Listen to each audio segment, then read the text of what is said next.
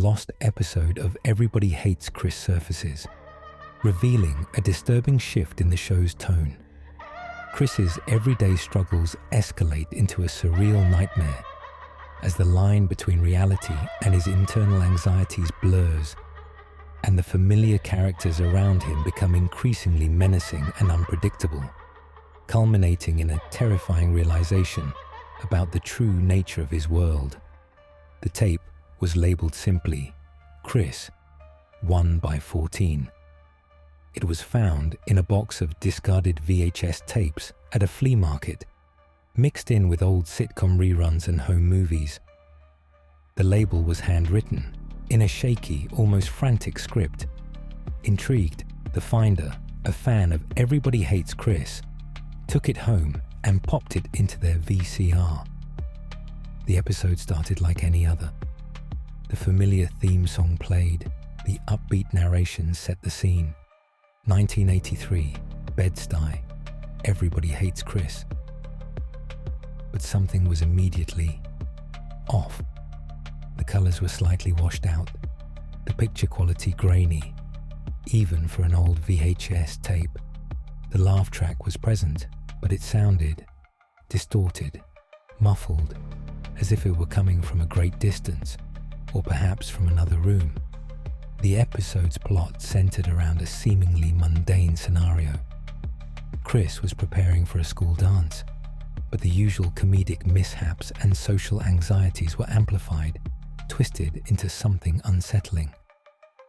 Caruso, the school bully, was no longer just a comedic antagonist. His taunts were more vicious, more personal, his presence more menacing. His face, usually cartoonishly exaggerated, seemed to flicker, momentarily distorting into something grotesque, inhuman. Tasha, the girl Chris had a crush on, was strangely distant, her smiles forced, her eyes filled with a chilling emptiness. Her interactions with Chris were awkward, unsettling, filled with double meanings and veiled threats. Even Chris's family, usually a source of both frustration and comfort, seemed different. Rochelle, his overbearing but loving mother, was excessively critical, her words laced with a venomous undertone, her eyes narrowed in constant disapproval. Her usual loud volume just seemed to be yelling. Julius, his frugal father, was obsessed with saving money, his penny pinching reaching absurd, almost pathological levels. He started rationing food, turning off the lights even when people were in the room, his obsession with saving money consuming his every thought. Tonya, his spoiled younger sister, was even more manipulative and cruel than usual, her taunts and pranks taking on a sadistic edge.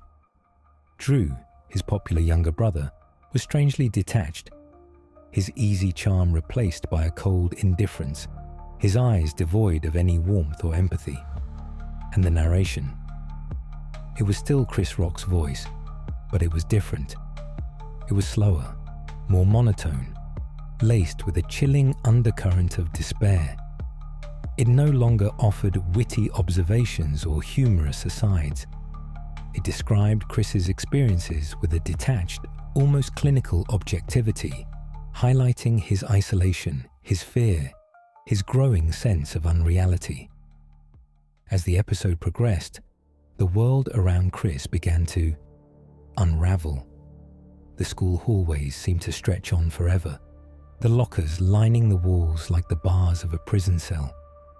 The classroom felt claustrophobic, the faces of his classmates blurring into a sea of indistinguishable, hostile expressions. The laugh track became more frequent, more inappropriate, erupting at moments of genuine distress, of fear, of pain. It was no longer a sign of amusement. It was a chorus of mockery, a constant reminder of Chris's isolation, of his powerlessness. The glitches started subtly. A character would momentarily freeze, their movements repeating in a jerky loop. Objects would disappear and reappear in different locations. The background would flicker, revealing glimpses of something else. Then, the more disturbing elements emerged. Chris started to see things that couldn't possibly be real. Shadows that moved on their own, whispers that seemed to slither from the walls, fleeting glimpses of a figure lurking just outside his field of vision. The figure was tall and gaunt, its face obscured by shadow, its body wrapped in what looked like static. It was a presence, a void, a tear in the fabric of Chris's reality. The climax of the episode took place at the school dance. The scene was a nightmarish parody of a typical sitcom dance scene. The music was distorted, the decorations were grotesque, the faces of the other students were twisted into masks of mockery and hostility. Chris, desperate for connection, tried to talk to Tasha, but she looked at him with a mixture of pity and disgust. "You don't belong here, Chris," she whispered, her voice laced with a chilling malice.